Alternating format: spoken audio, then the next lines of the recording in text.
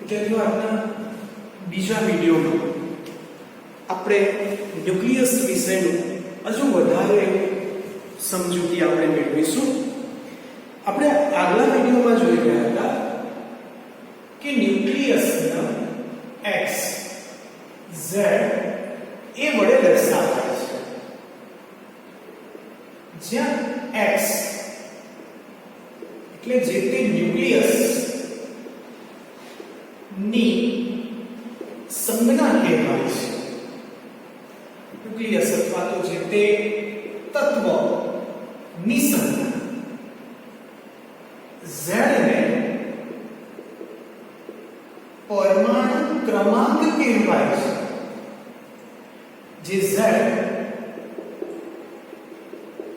એ પ્રોટોનની સંખ્યા દર્શાવે છે. એને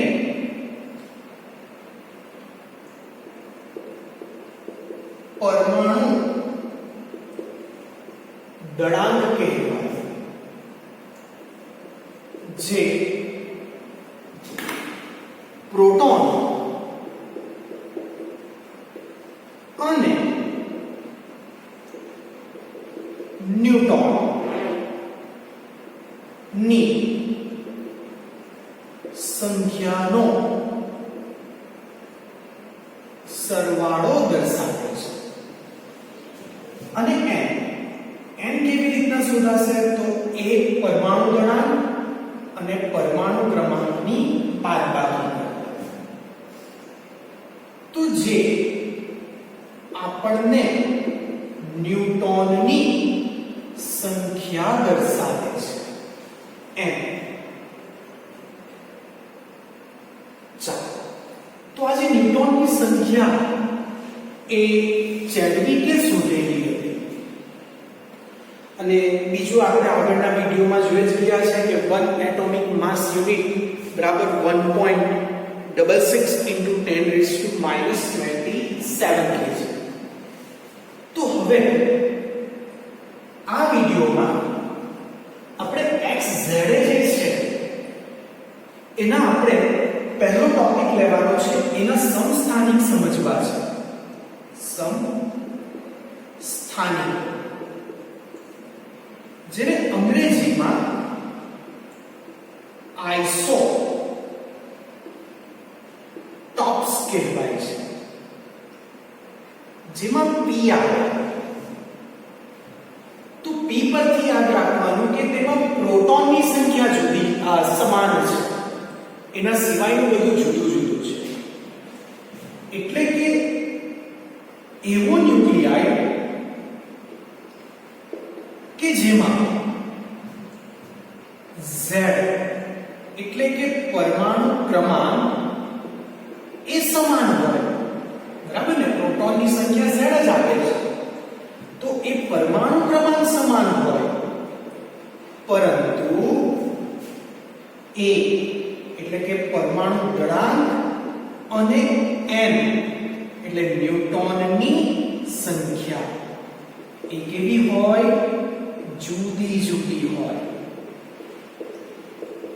તો એવા સમસ્થાનિક, તો એવા ન્યુક્લિયાઇડને સમસ્થાનિક એટલે કે આઇસોટોપ્સ કહેવાય છે.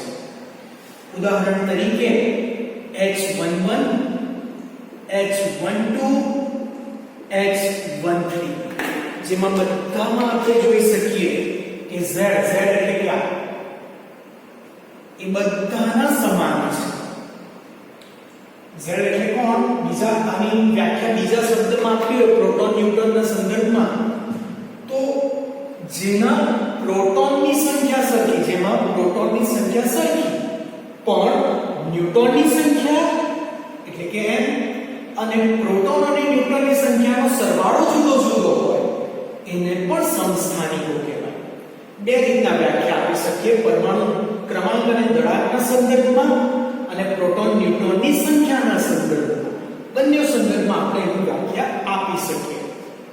ચાલો, આ એક પહેલું ઉદાહરણ હતું. બીજું Li 37 Li 3 3 અત્યારે જ આપણે એક દાખલો જોયો છે તેમાં જ હતું.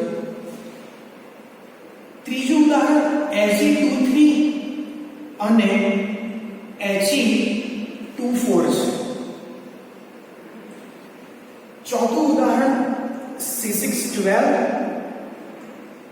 C613 અને C614 અને સમસ્થાનિકના બીજા ઉદાહરણમાં આવશે યુરેનિયમ 92 233 યુરેનિયમ 92 235 અને યુરેનિયમ 92 238. તો આ બધાના ઉદાહરણમાં જો તો બધાનામાં પરમાણુ ક્રમાંક એ સમાન છે. તો આ બધા ઉદાહરણ હતા એના સમસ્થાનિક. હવે આવીએ છીએ સમદળીય. સમદળીય જેને આઈસો 12 કહેવાય, જેમાં એ આવે છે એટલે કે એ સરખા z અને n જુદા જુદા. તો એવું ન્યુક્લિયાઇડ કે જેમાં એ એટલે કે પરમાણુ દળાંક એ સમાન હોય પરંતુ z એટલે પરમાણુ ક્રમાંક z અને n એટલે કે ન્યુટ્રોનની સંખ્યા એ જુદી જુદી હોય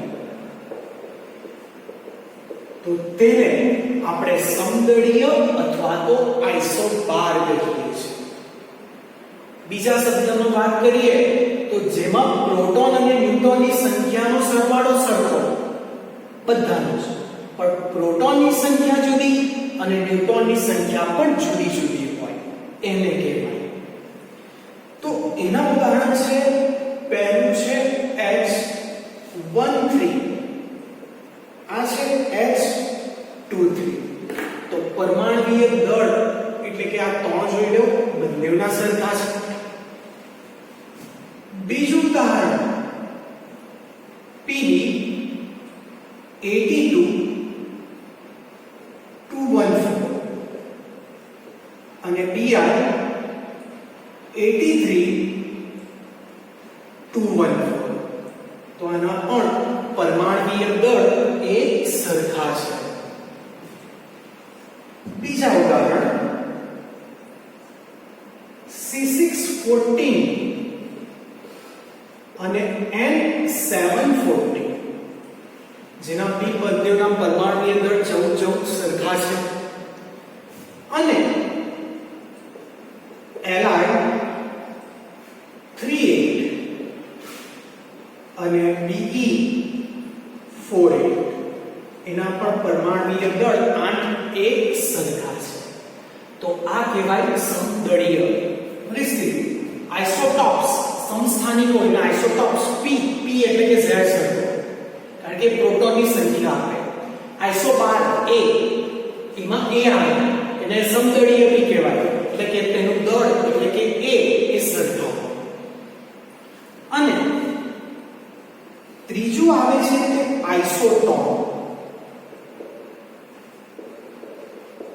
આઇસોટોપ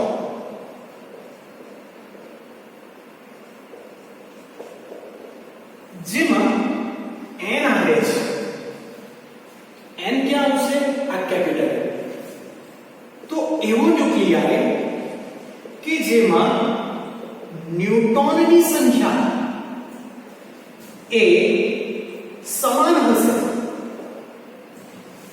અને a એટલે પરમાણુય દળ અને z એટલે પરમાણુ ક્રમાંક એ કેવા હોય?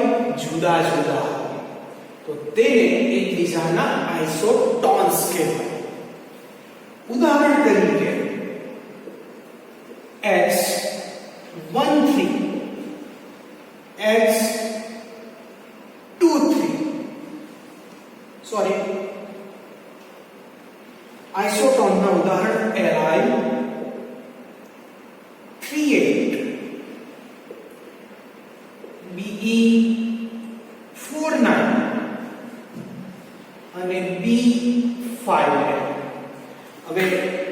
ન્યુટ્રોનની સંખ્યા કેવી રીતના શોધાય તો આપણે જોયું છે કે પરમાણ્વીય દળ અને ક્રમાંકની બાદબાકી એટલે 10 - 5 તો જવાબ 5, 9 - 4 તો 5, તો 8 - 3 તો 5.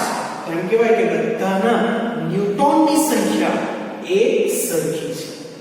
સોરી, હા, ન્યૂટનની સંખ્યા સરખી છે. બીજું ઉદાહરણ કે આ 36 86 અને RB 37 87 આ પણ બંને એકબીજાના આઇસોટોન છે. અને છેલ્લે સમ ઘટક જેને આઇસોમર કહેવાય કે જેમાં પરમાણુ ક્રમાંક એટલે કે Z અને પરમાણુ દળાંક એટલે કે A એ સમાન હોય છે. આમાં બે વસ્તુ સરખી છે, પરમાણુ ક્રમાંક અને પરમાણુ દળાંક હોય, પરંતુ તેમના રેડિયોએક્ટિવ ગુણધર્મ જુદા હોય. પરંતુ તેમના રેડિયોએક્ટિવ ગુણધર્મ એ જુદા જુદા હોય, જેને આપણે સમઘટક આઇસોમર તરીકે ઓળખીએ છીએ. જેનું ઉદાહરણ છે કે BR3580 ના ન્યુક્લિયસોની જોડ એ એકબીજાના કહેવાય કે એકબીજાના આઇસોમર સમઘટક છે. તો આ વિડિયોમાં આપણે ન્યુક્લિયસ અને ન્યુક્લિયસને લગતા સમસ્થાનિકો, સમદળીય, આઇસોટોન અને આઇસોમર વિશેનો આપણે અહીં ટોપિક જોયો છે.